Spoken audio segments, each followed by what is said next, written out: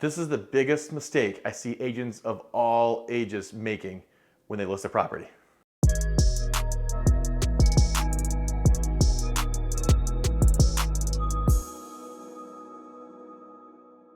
Hey guys, I'm Zach Sykes at Homestead & Co.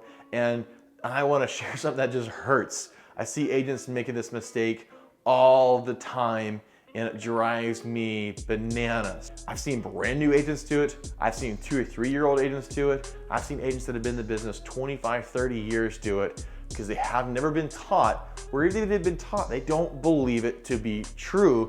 And yet we've seen it time and time and time again. The agents make this mistake and it costs their sellers money.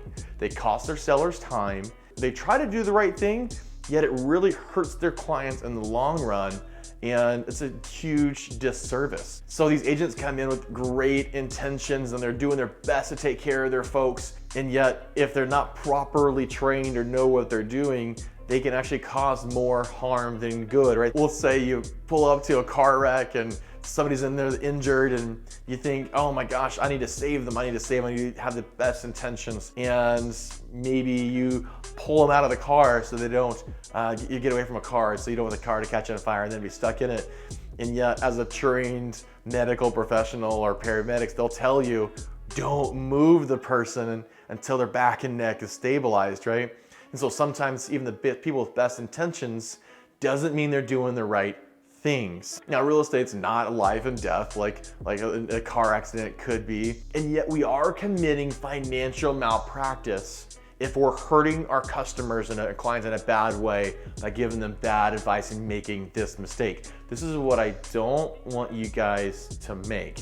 What is it? So a way I want to introduce this mistake folks make is a common line or common comment I get from sellers all the time, and it's that, well, I can start my price high and I can always come down.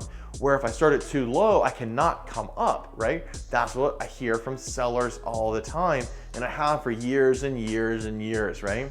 So guys, that is a myth. If we overprice a property, all we can do is hurt our sellers.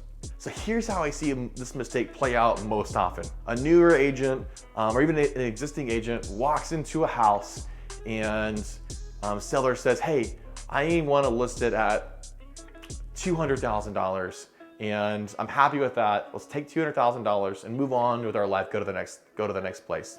And the agent's been looking at the comps and he thinks, man, I think we can probably get 210 or 220 or even 230 out of it. And you say, hey, Mr. Seller, no, let's price it higher. Mr. Seller says, oh, of course, you're going to give me money. Of course I'll take the money. You're an expert in the market, you're an expert in the industry. So I'm gonna take your advice and list it for higher, of course. So they listed at 230 and all of a sudden in a market where there's been multiple offers in every property, we don't get a single offer for a week and a half, 2 weeks, 3 weeks, 4 weeks, 5 weeks. Now all of a sudden, we're having to drop our price back down, right? And we have what we call the days on market stigma. If you're in a market like we're in today, if it's on longer than a week or 4 or 5 days and it hasn't sold, what's the first question? Yeah, exactly. What's wrong with it? Why isn't it sold? Something must be wrong with it. When in reality, the seller probably just priced it too high or the agent priced it too high. And now they've dropped it to where the price should be. It's got this little stigma attached to it called the days on market stigma. And that doesn't go away in the digital age, right? It's tracked everywhere. These buyers are savvy. They can track the history of a property through all the portal sites out there. So we cannot hide that anymore. What the agent should have done is says, hey, I think this property will probably go for a little more than you think, but let's go ahead and list it at what you want out of it, Mr. Seller. And we'll let the market drive the price instead of the agent trying to be a superhero and letting your ego get in the way. Let's trust the market, price it where the seller wants it or even a little below, and when more offers come in and more people come in and take a look at it, we'll give them all a fair shot and say, hey, what's the most you want to pay for this property? And then the seller has their choice of offers. Most of you guys say, well, I don't want to price it too low and leave money on the table. And yet, if you price it too low, by the way, guys, we call this go low and slow. We're gonna price it low and slow our contract negotiations. How many of you guys have weren't really sure well a property is priced or how much demand there was for a property, and you put it out in the market and demand just blew right through the roof, way more than you thought, and it went from way much more money than you thought, right? It happens to all of us. On the other side of that coin, how many of you guys thought you priced it a little bit low and you put it in the market and it was just crickets? Nothing was going on, there's no activity. Maybe you had a showing and that was it, and they didn't even show up, they canceled on the way over there. And that means we're probably priced a little too high because nobody's even looking at it, right? So let's walk through these two different scenarios. If you have all these activity and all these showings on it, and you maybe get multiple offers, how much easier is it to get them to bring their offers up once you have multiple offers, multiple bona fide people wants the property? Now, I'm not saying play games with a buyer's agent and tell them you got other offers to get their offer up. No, this only works if it's actually true and factual. You have other offers on the property. The price is going to go up, right? So what the seller thought in the beginning, well, if I go low, I can never bring it up, is wrong. Multiple offers driving the price up hasn't just existed this last year or two. That's just been when it's been the most active and the most common. This has been the same thing for the past 10, 12, 15, 25, 30 years. That if we get multiple offers, the price is a little low, we get multiple offers, it's going to drive the price up. So guys, we cannot underprice a property if when we go active, we go slow on the negotiating piece. We don't take the first offer that comes in immediately and sign it right away. We receive it, we listen to all the information, we talk to all 15 or 20 or 30 people that showed the property. Hey, are you bringing an offer or are you not bringing an offer? We only get one offer? That's probably pretty close to where it should be priced.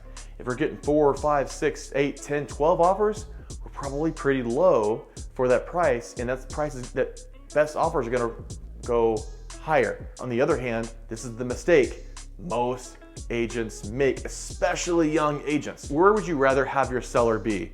Price too high, have to come back down and be frustrated after not being able to sell their house? Or have multiple offers go above what we need to get out of the property and have their pick from which person they want to work with? Don't make this mistake of letting your ego and thinking you can be a superhero and sell the property for more than it's worth get in the way and hurt your clients. Price it lower, let the market bring it back up. If the market doesn't bring it back up, it probably should have been priced there all along.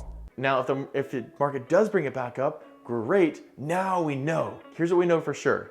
It's much harder to get somebody to make an offer when they haven't made one than to, when they made an offer, to get them up. If we're gonna miss on one side, high or low on our guess for price, we always want to err on the side of going low and holding to our guns and not negotiating very much, or maybe going for multiples to bring the price up versus going high and having to come down and have this days on market stigma.